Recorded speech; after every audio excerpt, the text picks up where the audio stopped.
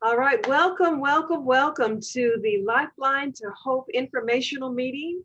My name is Dacia Moore. D is my nickname. I am a licensed professional counselor and executive director of Gateway of Hope, and very excited to be offering this free informational session to you so that you can have a lifeline to hope. We have our wonderful coaches here to give you some great information tonight. So first, let me begin by sharing my screen and introducing you to Gateway of Hope. So Lifeline to Hope is a life coaching program being sponsored by Gateway of Hope. And in case you're not familiar, Gateway of Hope is a nonprofit women's counseling and life coaching center. We're located in Olathe, Kansas in the Midwest, but we certainly have the ability to provide life coaching throughout the world now that we are all on Zoom. Our mission at Gateway of Hope is to lead women to discover hope, pursue healing, and live in wholeness through counseling, coaching, and support groups. So we're not a domestic violence shelter. We don't have a residential home where we have beds where women stay, nor do we provide emergency assistance. But what we do have are services that help women get out of the doldrums, get out of the pit, get out of depression, get out of anxiety, get out of overwhelm in order to be her very best self. So we only work with women ages 15 and older. We do come from a Christian perspective, but that doesn't mean that's where you have to come from, because we will work with any woman who wants to improve herself, improve her life, and basically to be her very best self. So we would love for you to join our community. That's the best way to keep up with the events that are going on at Gateway of Hope. We've got several social media sites, of course, LinkedIn, Instagram, Facebook, YouTube. See, my screen keeps wanting to go back. And Twitter. So join us and like us on social media, because that's where we post all of our events, including this event. So we're so glad that you are here. This is not a counseling series. You're about to learn more from each of the individual life coaches, and they know the distinction between life coaching and counseling. But if something is said that you disagree with, or that you find a little bit offensive, first of all, talk to your life coach privately and just send her an email saying, hey, can we have a chat? But what I always tell people is take what you need and leave the rest, because there is something for you in this session. So you don't have to agree with everything that's said, but receive the things that are for you, okay? Now, it is not unusual that when you start digging into where you want to go, who you want to be when you grow up, and how are you going to get there, which is what your life coach is going to help you do. Other things might come up that trigger you. So if that occurs, number one, dial 911. Certainly, if you are having disturbing thoughts of hurting yourself, you want to call the National Suicide Prevention Hotline. As a matter of fact, I invite you to put that phone number in your phone anyway, because you never know when you're going to run into somebody who is truly struggling and thinking about hurting themselves. This is a national number, and I invite you to put that in your phone or give them a call should that be your situation. We don't know where people are coming from, but we want you to be safe, and we want you to be here so that you can receive from your life coach. But if that's not the situation, but you're still feeling a bubbling up of there's some things that I really want to delve into that I can't in the group setting, call your life coach. They are here to provide that one-on-one individual attention that you may need. So give them a call. And if it's not one of our life coaches, there are plenty of great life coaches out there. Find one that will help you. Just to let you know, this session is being recorded and will be on our YouTube channel, the Gateway of Hope YouTube channel. So if you have a friend or family member or a coworker who should have learned, should have been here, should have listened to the great information that our coaches have for you tonight, be sure and tell them, hey, it's recorded. And you can go to the Gateway of Hope YouTube channel. It's Gateway of Hope Ministries in Olathe, and you can watch the informational session there. So I am just over the moon thrilled to be sharing with you today's informational session on Lifeline to Hope. We all have needed a lifeline to hope. All of us have been in a situation where we felt hopeless. I certainly have. And we needed somebody to pull us out, to help us to figure out a new perspective and see things with a new set of eyes. And a life coach who is outside of your circle can do just that. So I'm very excited to be introducing to you this whole series called Lifeline to Hope. We're going to be doing it at Gateway of Hope for the whole year. And there are great sessions on finding your next job, essential tips for parenting, and getting out of your own way. And you'll learn more about how to register for those sessions momentarily.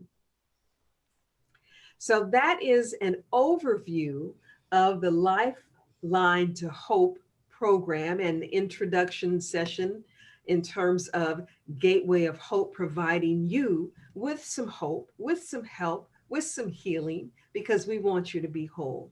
So right now, I would like to introduce our life coach coordinator, Heather Solomon, who is going to tell you a little bit about the Life Coach series. And then you're about to hear and get some really good information from all of these wonderful life coaches. So Heather? Thank you very much, Dacia. Um, Actually, we had Stella join us too. So, Stella and Tara, thank you very much for coming tonight. We really appreciate your time. My name is Heather Solomon. I'm the life coach coordinator with Gateway of Hope. I've been with Gateway of Hope for going on my second year now. I worked with some ladies in a Second Saturday series last year. Was just an amazing time. Saw some great growth with the ladies that came and spent some time with me as a life coach. And I am so excited to introduce Teresa Vining and Lisa Clements to you. We're going to add two new coaches this year with Gateway of Hope. They both have amazing skill sets. I'm going to let them tell you a little bit more about that as we move forward. But this Lifeline to Hope series we're really excited about because, as Dacia said, it's been a really challenging year for many people. A lot of people have lost their jobs. A lot of people are struggling financially.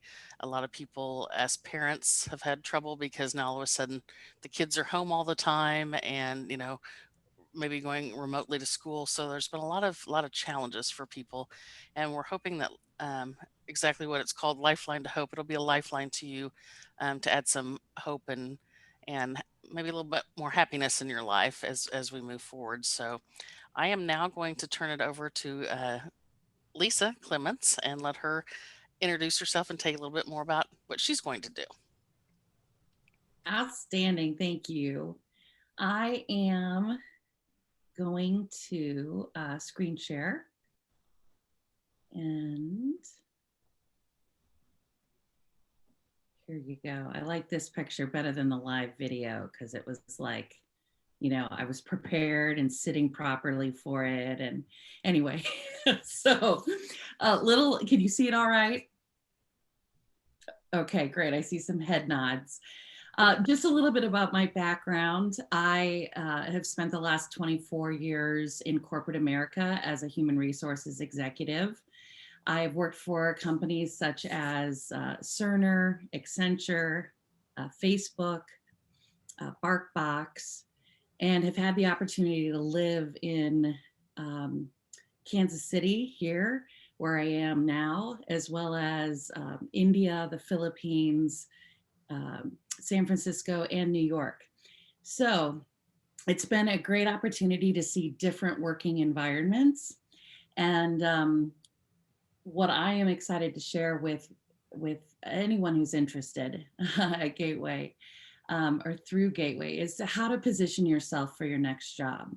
So I'm just going to cover a few slides to just give you an overview of what my sessions will include, so you can determine if this is something that might be a good fit for you, that it might offer something for you and where you are right now in life.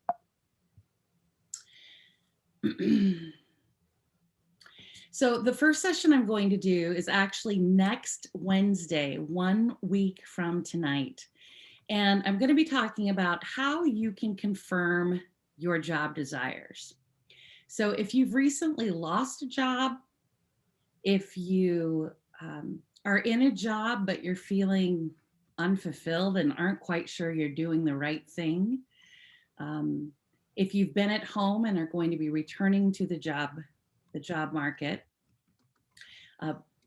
this session could very well speak to you. I'm going to be talking about things like mission, your values, your needs, and looking at your personal aspirations. And I have the coolest tools that through asking questions, you can just answer these questions. You'll be like, why are they answering this? What are these questions about? And you'll answer them, and then you'll be like, oh, okay, now I see. It'll like, ta-da, and you'll see your values or needs or what you need to be doing to feel fulfilled in your life. And that'll just confirm that either you're in the right job now, or it'll confirm what kind of job you want to be looking for next. After that, in March, the first Wednesday in March, I'm going to be talking about two topics, actually. One is how to write an impressive resume. And you see, I wrote here on the screen, every resume should be customized for the job to which you're applying. And so I'm going to show you the tips and tricks from a recruiter's perspective of how to get your resume to stand out. How to see which words to use on your resume so that the hiring managers, the recruiters are drawn to your resume. And as a second part of that same session, we'll talk about how to get noticed, how to apply for a job and get noticed. And the thing that I love about this process is the fact that when we apply for a job, we're applying to normal, everyday people just like you and me. So doing thoughtful actions or thinking about a way that you could make yourself stand out, it works. It works wonders. And I put a couple examples on here. I had an Instagram candidate. Facebook owns Instagram.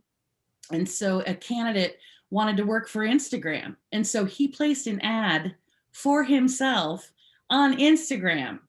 And I was like, oh my gosh, that was brilliant. Wow. There I am one night watching TV, going through Instagram, and there's an ad for a candidate, for somebody who was selling himself, basically. And it was a very unique thing, but I use that as a illustration to the types of things we can do for any kind of company. It can be something as nice as a candidate I had at Cerner who just sent flowers to the recruiting assistant because all the logistics for the interviews were so difficult to arrange. And it was just that little thing made the candidate really stand out. So we'll talk about those types of things, and we can even brainstorm in your specific situation what we could do. All right, the third out of 4 sessions, the third one will be about how to interview, and I love this, like a boss, which means like to kill it, do a great job at it. And I will cover the basic questions that I can almost guarantee are always going to be asked, and the types of answers that I want you to be prepared with. And then I can also tell you about the different types of interviews, from behavioral interviewing, as you see here, skills assessments, job simulations, case studies. I'm not going to take you through detailed assessments. I don't want to torture anyone to death. But what I want to do is be able to give you a sense for what these interviews are trying to get at. What will they cover? How will they phrase the question so that you can be prepared for it? I would love that anybody who attends this session would walk away and go, oh my gosh, okay, no matter what kind of interview, I feel prepared. That's what I would love for you to walk away with from that one. And then lastly, and this one I would open up to anyone, whether you're looking for a job or not. You might be in a job that you like, but you want to be advancing more quickly. You want to be doing more. You want to position yourself for new roles. Then you want to definitely come to the session on May 5th. And this is going to be about how to own your reputation and your career growth. One thing I have been surprised at continually is what people use to form an impression of you. Things you would never even imagine people are looking at. And especially in today's day and age with YouTube and TikTok and Instagram and Snapchat and you name it, all these sources of information are saying something about you, as well as the work you do and how you conduct yourself in the workplace. So I'll talk a little bit about utilizing power structures. I'm guessing if you've worked for more than 2 or 3 years in your life, you will recognize that in any workplace, there are these secret power structures. They don't mean to be secret. It's just kind of how it gets set up over time. Certain people in the office have more power than others. And if you understand how to read those systems, it's amazing what you can do to propel your own career growth.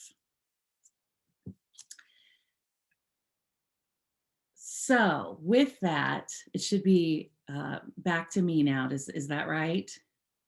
Okay, good. Thank you, Heather. I'm seeing some head nods there. That makes me feel good. All right, so 4 sessions. And again, I'll have handouts, tools that I'll be giving you at each of those sessions. And I'd love to see you there. So hopefully that gives you an overview of what to expect in this particular series. So that was really very comprehensive, Lisa. Thank you for that description. I have a couple of questions for you. All right. Let's say that I am a person who is looking for another job, and I have not been in the job hunting field in a long, long time. Do you go through your first one is, where do I start? Can you give me a little bit more information about, as not a senior, but as a seasoned person, the landscape is so different. Will you be going through some of what to expect? Yeah, in fact, I have a list of some tools that you can use. So for example, once you understand the type of work that you want to be doing, then it's a matter of, okay, so how do I find the specific job title that fits me? And there are some assessment tools that we can use to do that. There's also some online databases that I can show you and refer you, so you can go, oh, I want to read a little bit more about what that job entails. And I've never even heard this job title. What is it? And so we can talk through that. And then I'll also, whoever is there, I want to be able to, have a chance to provide some personal suggestions as far as, like, based on what you've shared, here are some of the careers that you might want to be thinking about. And then how to find the companies that do that type of work is also something we'll be talking about. Okay. After that. Yeah, that's good. Oh, That's it. But okay. suppose if I don't know, suppose if I don't have any idea of what I want to be when I grow up. I don't know what I Huh? want to do. That's why the first session next week is awesome. It should be. I'm saying it's awesome. I haven't done it yet, but I think it'll be really good because there are two things that we always have to be in alignment with. And that is, first of all, we all have basic needs. So, for example, some of us would love to work a night shift. Others, no way. Are you kidding? You'd kill me if you made me stay up past 10 p.m. at night, right? Some people can travel, other people, no way. Some people only want part time work. Some people would love to do a volunteer position somewhere. So you look at what kinds of parameters or boundaries you're working within. But then we also look at what are your needs and your values in life. So, for example, if you value family is one of your top two values, then any job we talk about for you, we're going to have to talk about how it will meet and align with your priority of keeping family first. Because if you start a brand new career and it's going to require you to go back to school or do night school, we have to talk about how will that impact your top two value. You know, if your number one value is spirituality, your number two value is family. Okay, we got to be realistic about finding a job that you can transition to that won't cause you to get your whole life out of whack in the process. Well, that's a nice segue to Teresa Vinning. And Heather, I don't know if you have anything you want to add, but certainly when a woman goes through a difficult time and is trying to figure out who do I want to be next, that impacts her family. That impacts how she moves around her family. It can cause depression. It can cause somebody to really go into their shell. And so I'd like to now introduce Teresa Vinning, who is going to give us a little bit about her series, iTango Parenting, which deals with the parent aspect, that relationship aspect of what you might be experiencing when you're going through that. How do I get my next job? How do I survive financially kind of situation? So, Teresa, tell us a little bit about what you have planned. Okay, thanks, Dacia. And I also have a screen share, so I'll put that up here just to tell you a little bit about myself and about what we'll be doing in the parenting sessions that we're going to be doing in the next 6 months. So my name is Teresa Viney. I'm a life and family coach.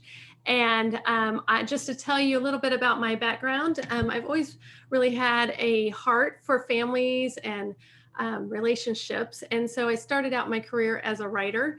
I was a freelance writer that wrote mostly on topics of family, faith and relationships.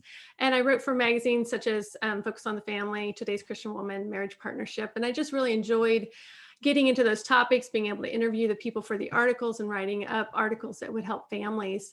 In the process of this, as I was working, my husband and I really got a heart for kids that didn't have families or good families.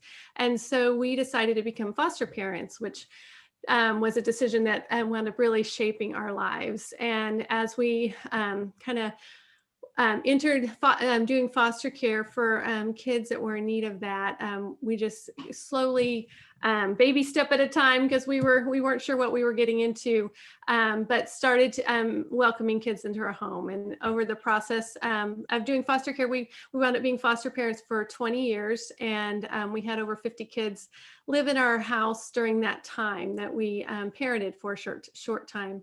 And we wound up focusing mostly on teenagers, and that became kind of our specialty in foster care. And through that process, we also had two biological children, and then we're able to adopt 2 of our foster children. So we are the parents of 4 young adults now. But in the process of foster parenting, we were able to have the opportunity to parent kids in all different stages and all different learning styles, all different behaviors, all different diagnoses, and all different backgrounds and races.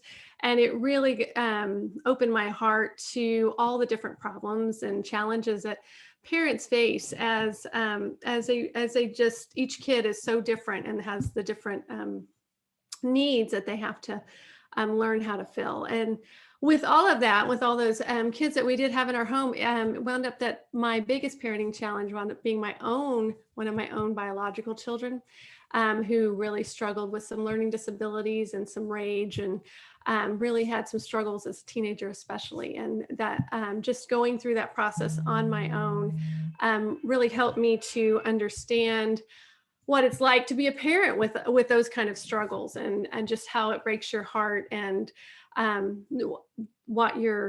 that some parenting takes more advanced parenting skills. So, and sometimes the parenting that we were parented with doesn't work with the particular children we have. So through all that, God brought a real heart for helping parents and helping kids.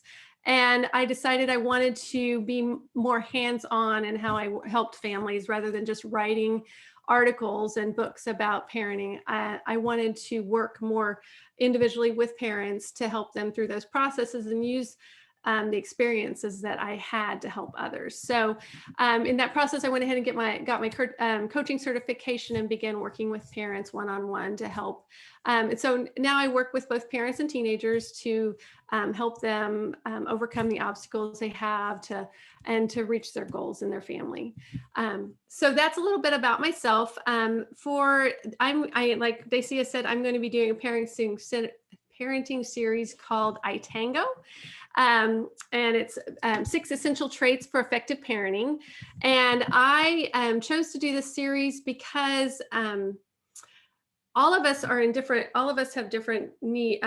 All of our kids have different needs. And as parents, we all have different strengths and different weaknesses.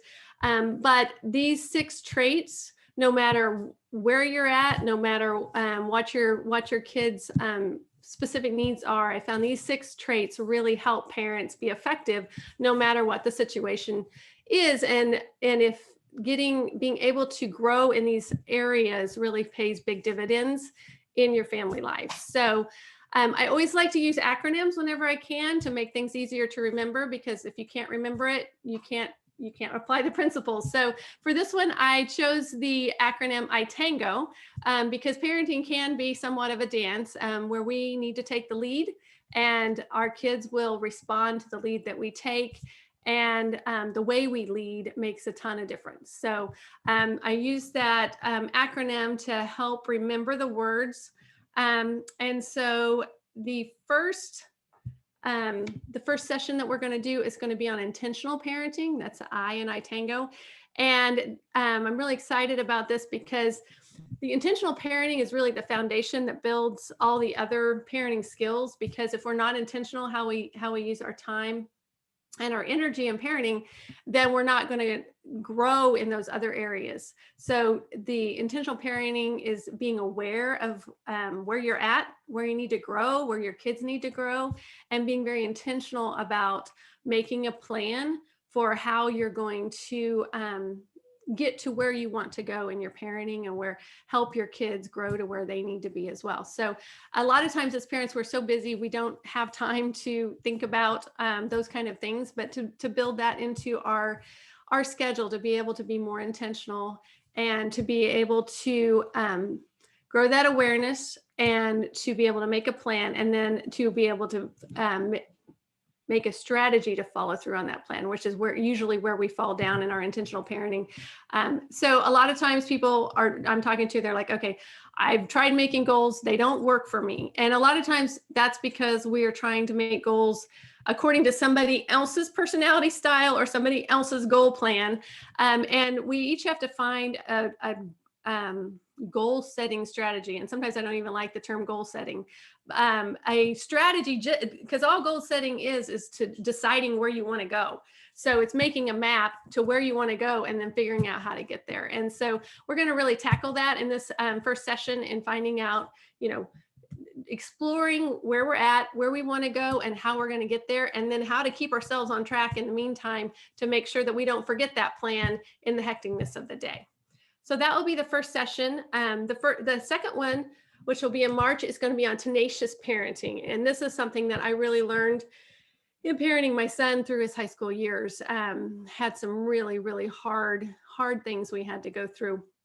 And it's easy to get kind of hopeless and feel like we are going down the wrong track. I don't know what went wrong, but I, don't know how to get back. So tenacious parenting is hanging in there when it's hard. And when you're tired, when you're worn down, when you experience major setbacks, even either with your kids' choices that they make, because even kids that were raised great can make their own choices that can take them down the wrong roads. And even when nothing seems to be working, when you're trying all different things and nothing works. And so tenacious parenting is hanging in there, not giving up, even when it gets really hard. And so that can impact both in just the daily in setting boundaries and holding our kids responsible for those boundaries. But also when, life hits us with something that we didn't expect, and different things can, like parents that go through divorces or go through deaths or go through layoffs or go through, just the financial setbacks that this last year has brought with COVID. And so how to hang in there and take care of yourself and make sure you don't give up when things get really hard in parenting. So we're going to talk about how to take care of yourself emotionally, and how to hang on to hope, and how to develop parent resilience in this class to help us go through those really difficult times and be prepared for them, because as parents, they're always going to come. And so if we're prepared for them and have a plan for how we're going to deal with that, that really helps us in sticking in with our children and doing what needs to be done, even when it's really hard. So the next session will be on authoritative parenting. And some people don't like this word. It's a hard word.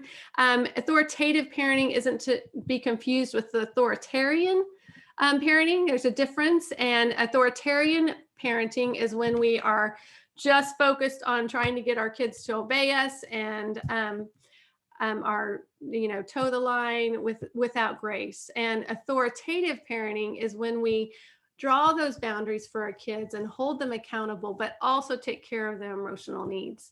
And authoritative parenting is so important to help teach our kids responsibility. And it's hard because sometimes it makes us have to be the bad guy.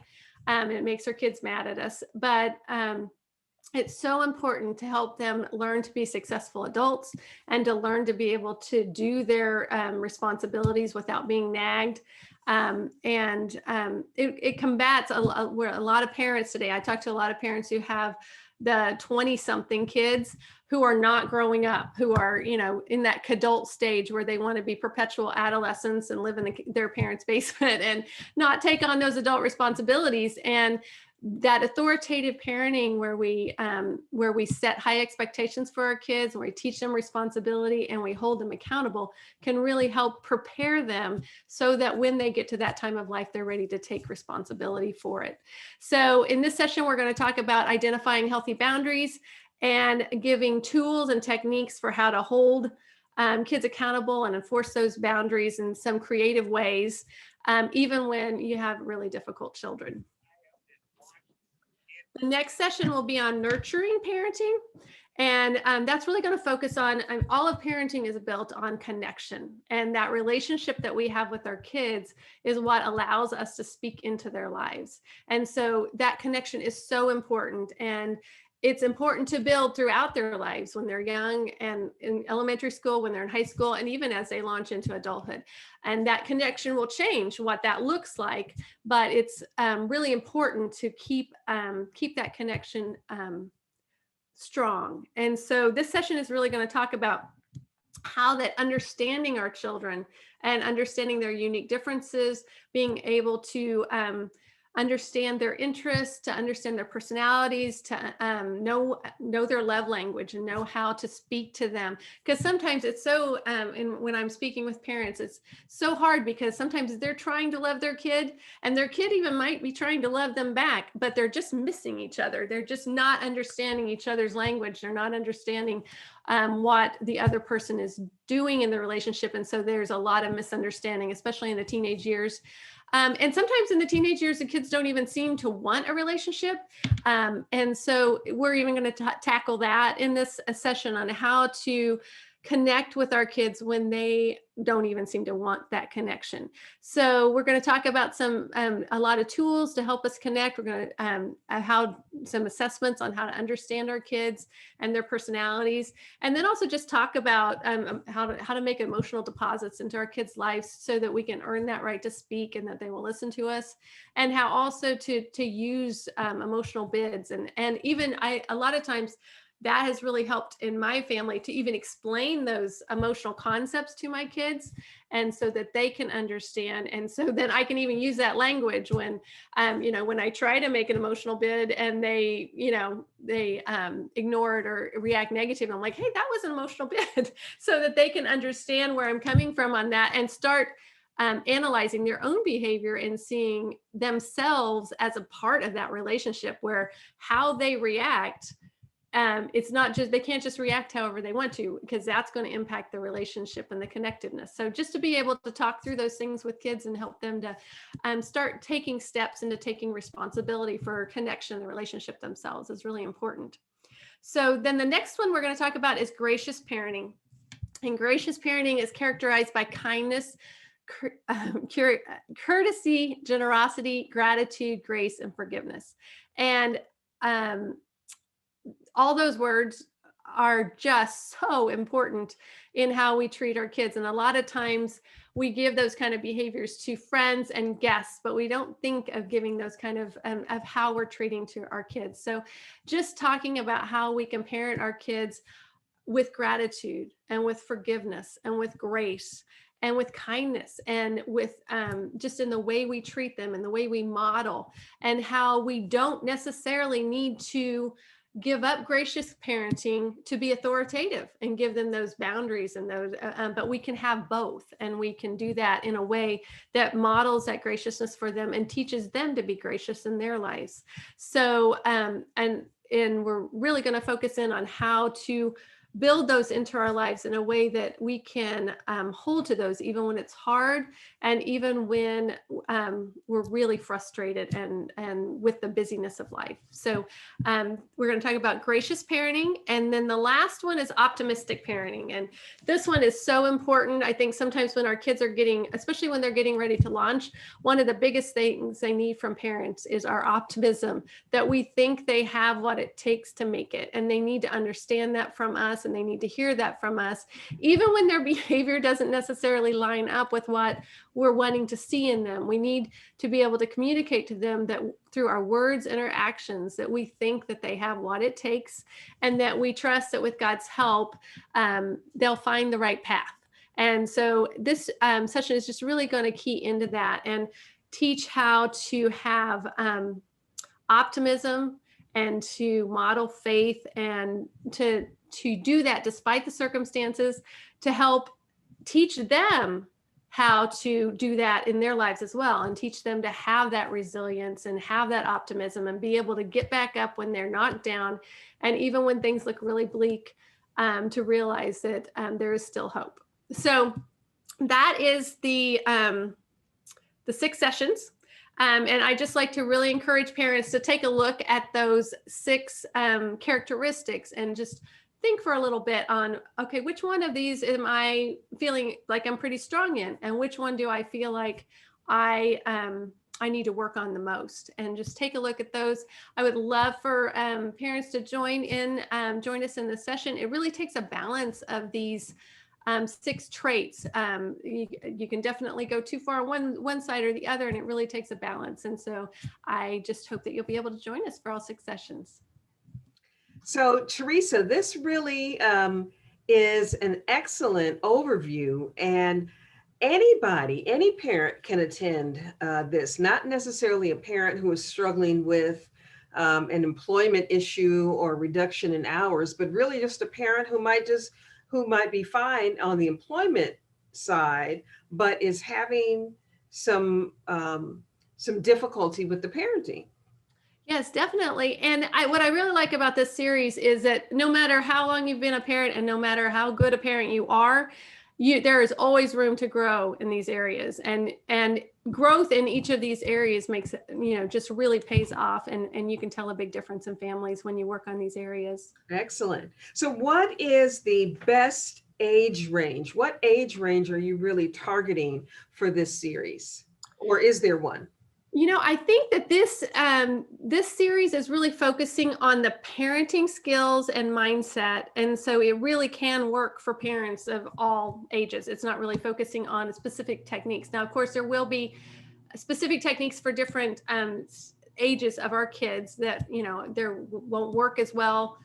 Some of the ideas will work better with teenagers. Some of them will be more for elementary.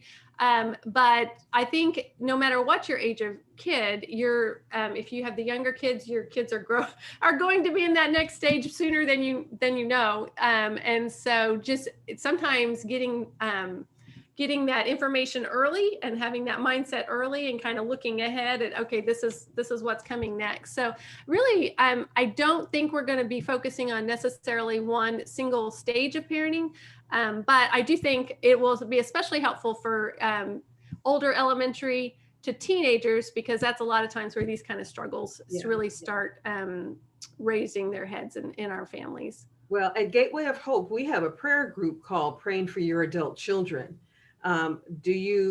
Would you suggest that any of those ladies attend this? Would this information be helpful if one has adult children? Yes, I think it definitely would. Like I said, the characteristics are mindsets, and so we can use those mindsets in all different ages. And where it might look very different for intentional parenting of a teenager, you might be needing to give them more boundaries and more consequences for crossing those boundaries. For being an intentional parent of young adults, which is where I'm at in my life stage right now, sometimes that intentional parenting is realizing I need to, not talk so much. I need to loosen on my grip on them. I need to change the way I'm parenting them to reflect their age, and so that we can have a healthy relationship. So a lot of these things, depending on even the age, all of them, even the authoritative parenting, which is the one that you would think of being more for the kids still in the home. But even if you have a young adult living in the home, there is some boundaries and limits, and I work with a lot of parents who are, like I said, struggling with that, the kids wanting the freedom but not wanting the responsibility, and that being able to be creative in how to tie those two together so that we don't short circuit the learning process of wanting to be responsible. Because if we give freedom without responsibility, then that takes away the kids' motivation to ever want to be responsible, because they already have the payoff of being responsible, which is the freedom. So all of these in different ways can help with parenting pretty much children of any ages. I really am glad that we're doing this series, because there are a lot of people who struggle with their children and feel guilty that, I thought I was doing it right. I prayed, we go to church together. They went to a Christian school. And, the equation that we often have is if I'm living right and doing the best that I can, and they're in these Christian environments, equals child will turn out perfectly. And that is not necessarily, it's not the case. It's not a true equation.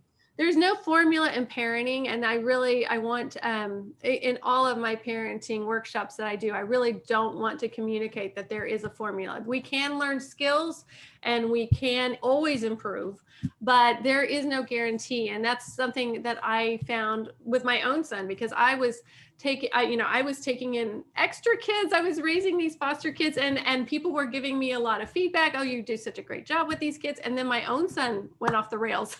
And it was a real struggle. And like you said, you ask those questions like, what did I do wrong? Where, why is it working with this kid and it's not working with this kid? And just going through that process. And I don't know that there's many things that are quite as discouraging as seeing a kid that turns their back on your values and your faith, and just chooses behaviors that are destructive for himself and are destructive for your family. And I think it is good to realize that the story's not over yet. So no matter, so many people have had kids that have gone, have really looked like they were going a direction that was irreversible. And, God is not done with their story yet. And no matter how old your kids are, there are always ways to have, to improve how you relate to them. That doesn't necessarily always mean, that might be pulling back a little bit. That might be giving them some space, letting them, so each situation is very different. But you're right, there is no formula. And a lot of times we don't talk about, as Christian moms, a lot of times we don't talk about the pain and the extent of some of the rebellion that our kids are choosing, because it brings that shame on us that we think we must have done something wrong. So really want to encourage people to, moms, not to take on that shame, and be willing to say, hey, my kid is struggling, but the story's not over yet. And that's where that optimistic parenting comes in, to be able to say, you know what, even though you made this really bad decision and you have this huge consequence that I didn't even have to give you, it's coming from somewhere other than me, I know that you're going to figure this out, and I know God has a plan for you. And so I am just excited to see what that plan is going to be. And when you get that figured out, I'm just so excited to see what God's going to do through your life. Well, that is a journey to go from that situation to an optimistic situation, which I think is a great reason why we're having Heather to give her series, because Heather's series is going to be about getting out of your own way, how to manage those negative thoughts, how to manage that guilt and that shame. And again, it's not from a counseling perspective, but it is from a cognitive behavioral perspective, a mindset perspective, in terms of how to move forward and get out of your own way, get out of self-condemnation, and increasing your self-confidence. So Heather, tell us a little bit about your series. Okay, great. I have some slides to show also. But first, I would like to welcome Thalisa Moore. She's with us now. Thalisa is amazing. She is a volunteer with Gateway of Hope. She's done a lot with the organization. Mhm. And she was one of the ladies in my Second Saturday series, saw great growth within her. So very happy to see her and welcome her here with us tonight. All right, let me share my screen here.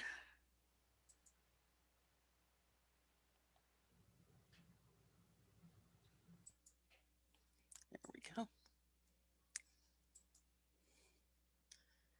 Hit all the right buttons. Okay. So my name is Heather Solomon. Once again, I'm the life coach coordinator at Gateway of Hope. My company is My Success Principles Coaching with Heather Solomon. I spent 27 years in corporate America. I have a degree in accounting and one in speech communication. And it was interesting. I had people ask me over the years, what do those two things have to do with each other? And I would tell people, if I'm dealing with your money and I'm the only one that knows what we're talking about, then, we have issues with that. So I felt like the communication part of my degree really helped me, because in those 27 years, I dealt with accounting, finance, leadership, and management. The last 20 years I spent in the legal field, and the last 17 years I ran a law firm that had about 55 attorneys in it. So a lot of management, a lot of experience. But what I found through most of my management experience is I worked with probably, I would say, 98% women. And I watched some amazing women, and this is where I get the concept of getting in their own way and really blocking the success that they could have in their lives. And sometimes the choices were due to a financial situation. Sometimes it was due to a confidence situation. Just really made me want to study that and what causes that in people. And I know me personally, there was a lot of times where I felt like over the years I completely got in my own way and blocked my success in many different areas of my life. So that's what I want to talk about today. So my series is called the Getting Out of Your Own Way series. So I want to ask you these questions. So what would be possible in your life if you just got out of your own way and you quit blocking your success? Would you ask for the promotion that you know you have worked for? Would you open that online business that you've been dreaming about? Would you open yourself up to meeting more people and maybe find true love? Would you move to the place where you've always dreamed of living? Would you decide to finally focus on your health and lose the weight? Would you decide that you can have the financial freedom that you never thought was possible? The reality is, this is where a lot of people stop and they block their success. They give up on themselves and they give up on their dreams. So, the Getting Out of Your Own Way series will help you to create tangible shifts in your mindset, behavior, and actions by focusing on many areas where women struggle: self confidence, overcoming fear, self sabotage, dealing with rejection, self doubt, boundaries, money, and many more. I will give you concrete, actionable advice and steps you can practice to help you stop living with the constant worry that plagues and cripples your daily life. Instead, you will create an example of what is possible. That is right. Consistent, deliberate, extraordinary action is all that separates you from the life you're meant to be living. In this course, I will teach you how to push past the point where you have stopped before so you can tap into your limitless potential and design the life of your dreams. I love the word possibility. I just want to stop there for just a minute. And that is something I think at my age that I really want to show women is what is truly possible in your life when you start getting out of your own ways and really work on your mindset, your behavior, and your actions. As we focus on things like self confidence and fear and many different things that hold us back. So it just because you struggled in the past doesn't mean you're going to struggle for the rest of your life. Just because something happened with one job doesn't mean you're not going to find the perfect job for yourself. But we have to be present and willing and ready to do that, and that's what this series is all about. So in February, we're going to talk about self-confidence. We're going to talk about building unshakable self-confidence.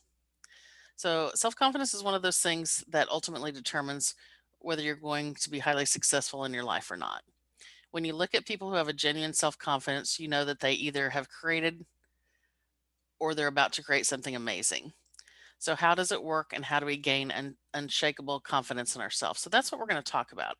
I deal with my certification. I forgot to mention that is with the Life Coach School, and we deal with the self coaching model, and that's something that I will absolutely teach you. But we deal a lot with your thoughts, which are something that you can control, and how your thoughts trigger your feelings, and the feelings then go with the actions that you will perform via the way you feel, and then the results that you get are ultimately tied to your feelings and your thoughts.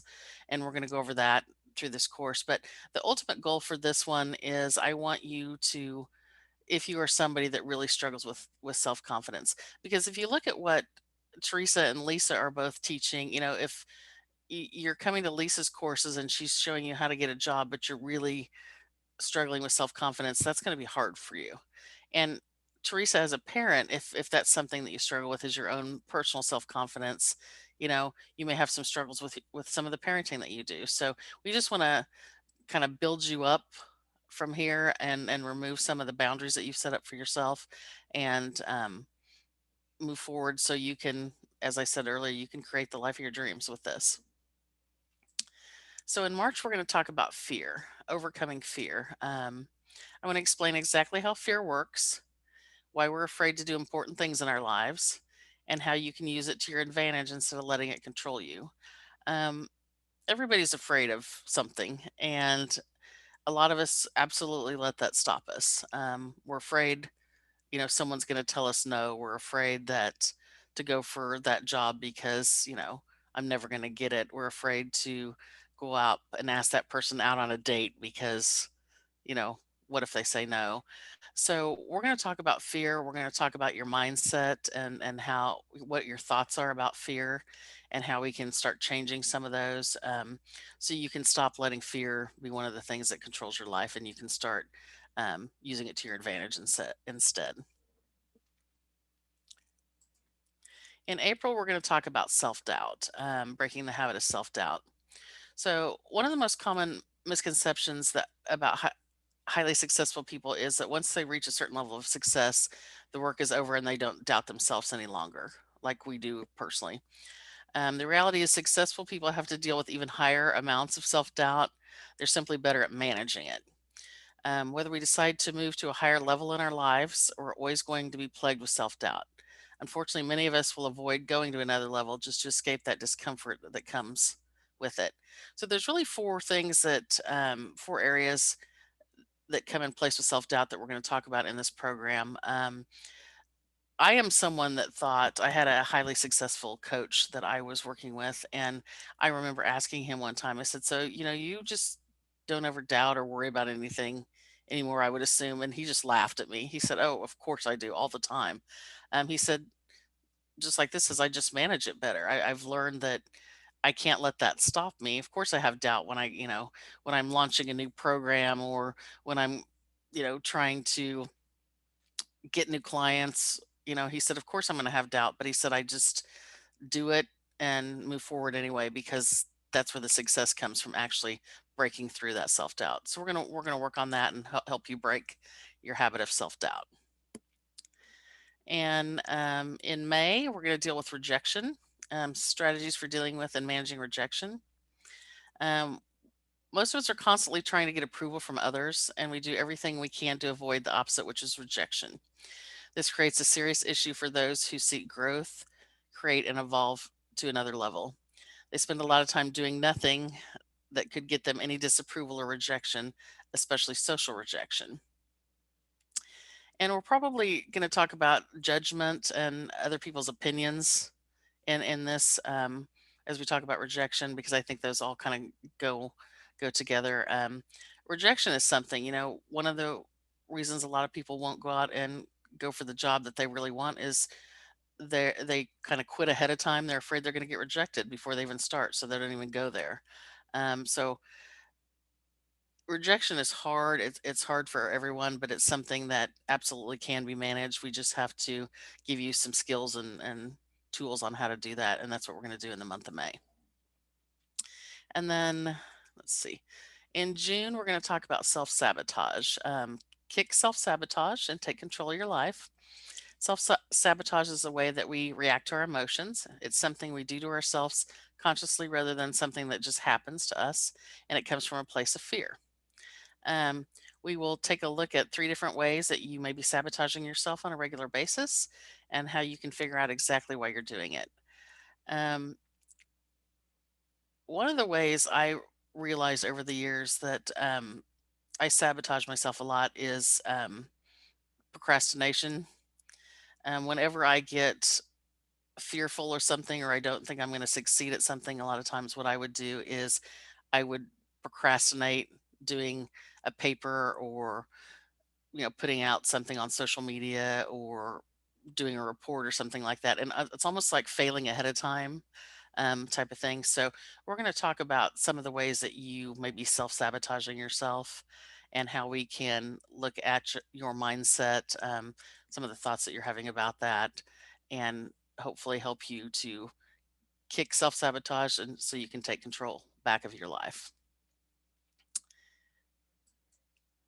And the last one is on boundaries. So in July of 2021, we're going to talk about boundaries, how to set healthy boundaries. Most often people get confused about what boundaries are and what they are not. I would like you to think about boundaries as a way we take care and protect ourselves rather than something that we create for other people. We learn how we can prevent others from violating important spaces in our lives and how to do it from a place of love. a lot of times what happens in our lives is people do things and we don't know how to set a healthy boundary with them, so we end up cutting them out of our lives. Um, maybe you have that friend, for example, that shows up late all the time, and you have lunch plans with her, dinner plans with her, and she is constantly, 30 minutes late, 45 minutes late. And instead of setting a boundary with her, you will cut her out of your life. You don't have dinner or lunch with her anymore. You just don't want to deal with it. So to me, setting a boundary is kind of a skill set. A lot of people, it's not something that, when you were in junior high or high school, they said, decide, and we're gonna teach you how to set boundaries with people today. It's it's something that you have to be taught, and it's really hard, and it's hard to follow through on a boundary. You basically make a request, and then you have to have kind of a consequence, and you have to be willing to follow through on the consequence. So, for example, with the friend as an option, if you have a friend that's 30 minutes late, what I would tell that friend is, I love to hang out with you. I love to go to dinner with you. But if we have dinner plans and you're more than 15 minutes late, I'm going to leave. I'm not going to be mad at you. I'm not going to, say bad things about you. I'm just going to leave. And then you have to be willing to follow through on that. If, once again, you set up a dinner with her and she is 30 minutes late, by the time she gets there, I would be gone at that point in time. So we're going to just teach you how to do that. To me, that is a true skill set, and make you very comfortable in that, which hopefully will make you a little bit more comfortable when you're dealing with some of the individuals in your life. And then what I wanted to show last is this is our Lifeline of Hope coaching series for February. Um, Lisa is on February the 3rd with Get the Job That You Want, and 7:30 to 9 o'clock. Teresa has Intentional Parenting, and she's on February the 10th, 7:30 to 9. And mine is Building Unshakable Self-Confidence, and I'm February 17th from 7:30 to 9. And you can register for these events at gwhope.org. And we're going to register through Eventbrite. Dacia may have a little bit more to say about that as we kind of get ready to end the call. But we're working on the registrations now on Eventbrite, so those should be up in the next day or so for you to be able to go there and register. And I believe each class is $15 to participate in the class. So I'm going to stop sharing my screen, and let's see if Dacia has any questions for me.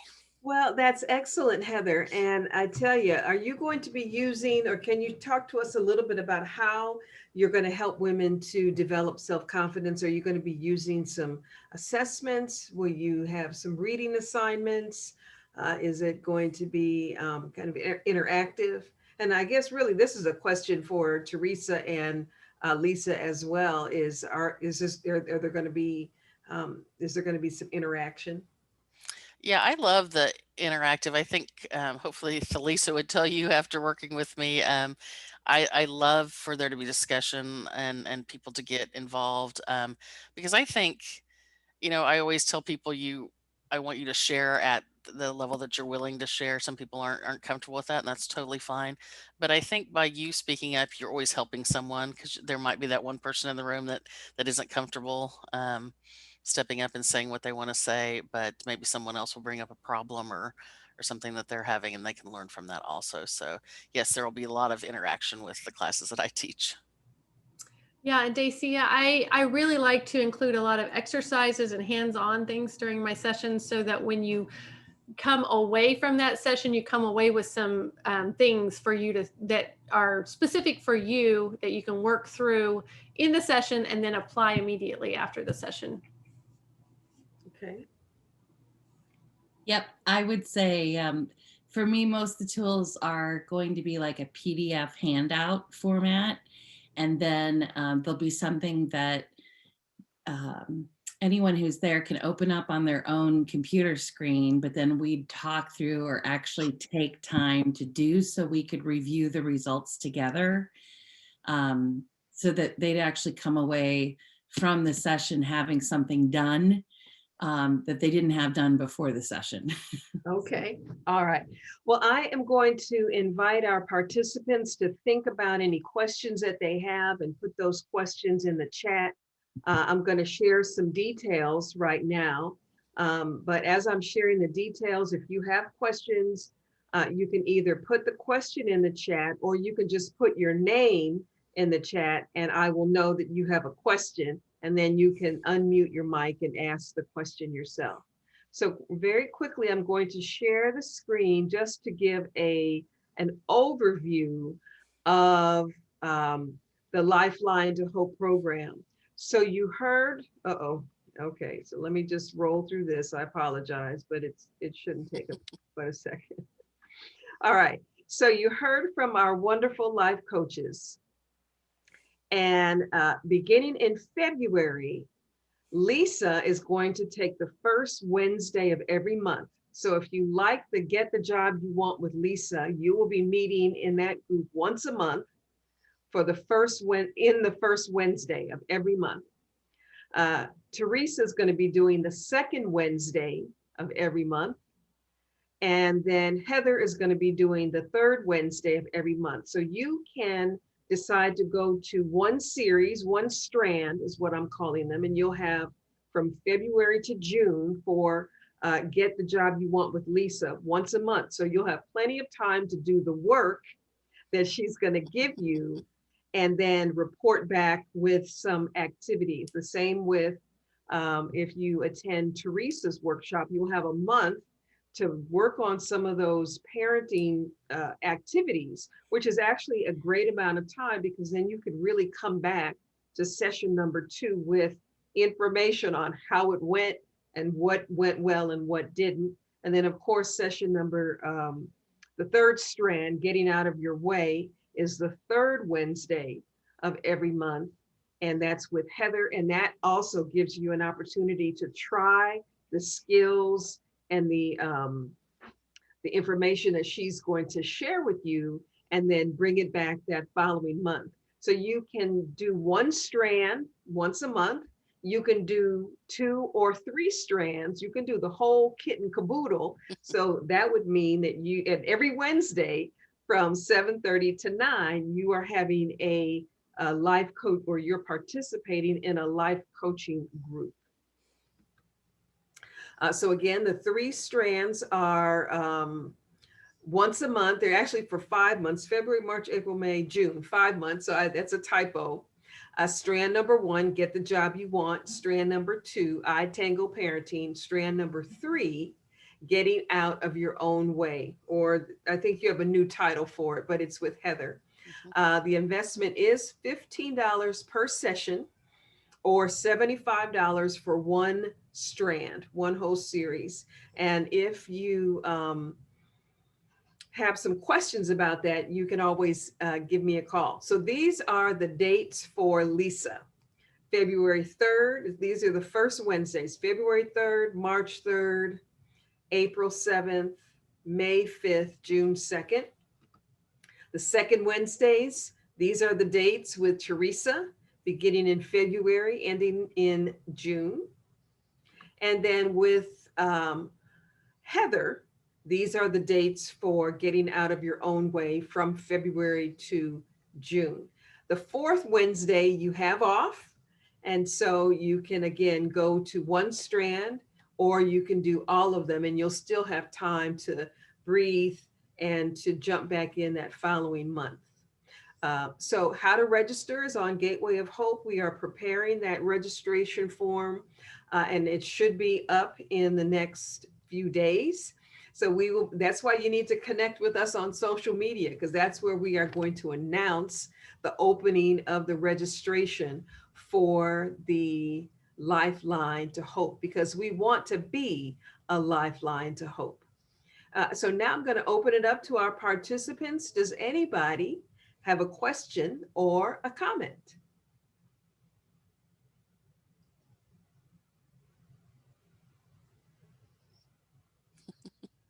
Okay.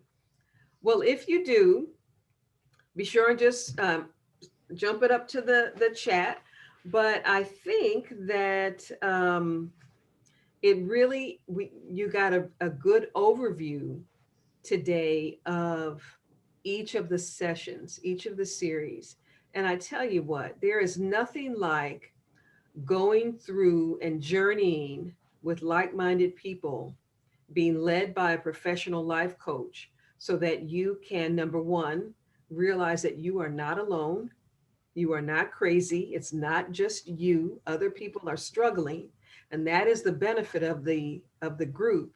But number two, you have a leader who is taking you somewhere.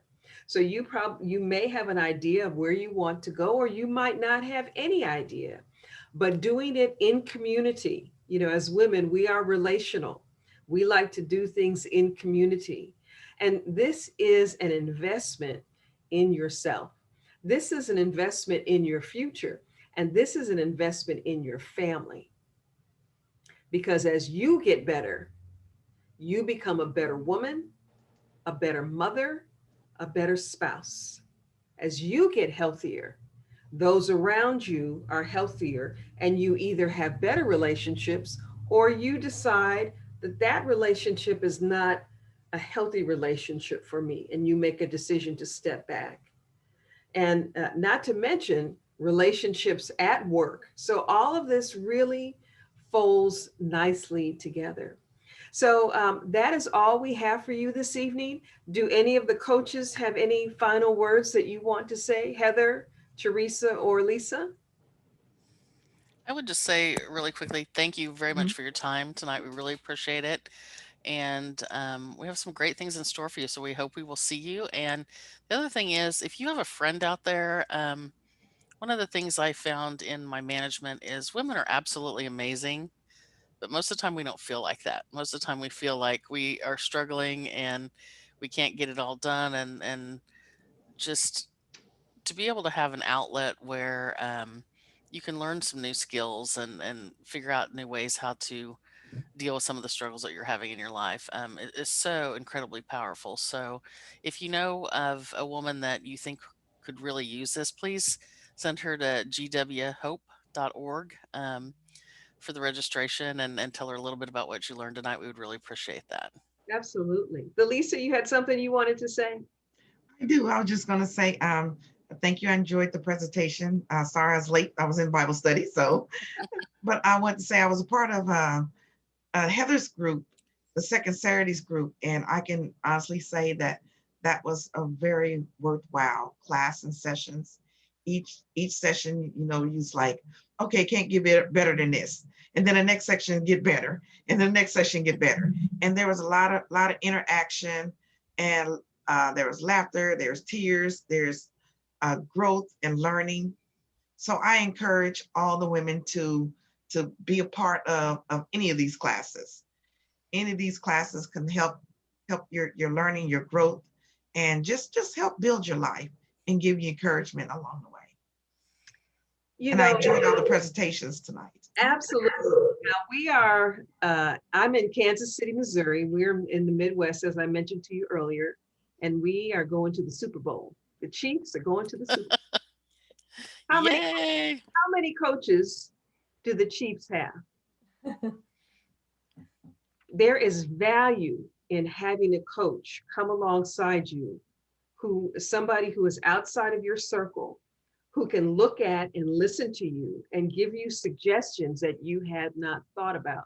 That is why every professional athletic team, every non-professional athletic team has several coaches, because the coaches see things differently than the player, than the person who is so close to the child or the job or the heartbreaking situation where you lost your job, or feeling the guilt and the shame of, like, you're a failure. You're so close, you're in the forest, and you need somebody outside of the forest to say, hey, this way.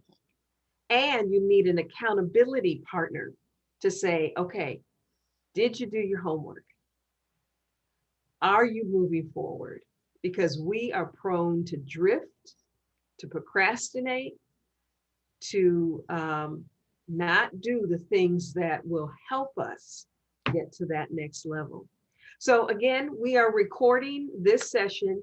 Tell a friend, go to the Gateway of Hope channel, have her look at this and see if this might be something that she's interested in, that she needs, because we want women to know about Lifeline to Hope. We want to be a lifeline to hope for you. All right, that is all that we have for today. Have a great evening, and we'll see you next week when we start our Lifeline to Hope series. Bye-bye. Thank you.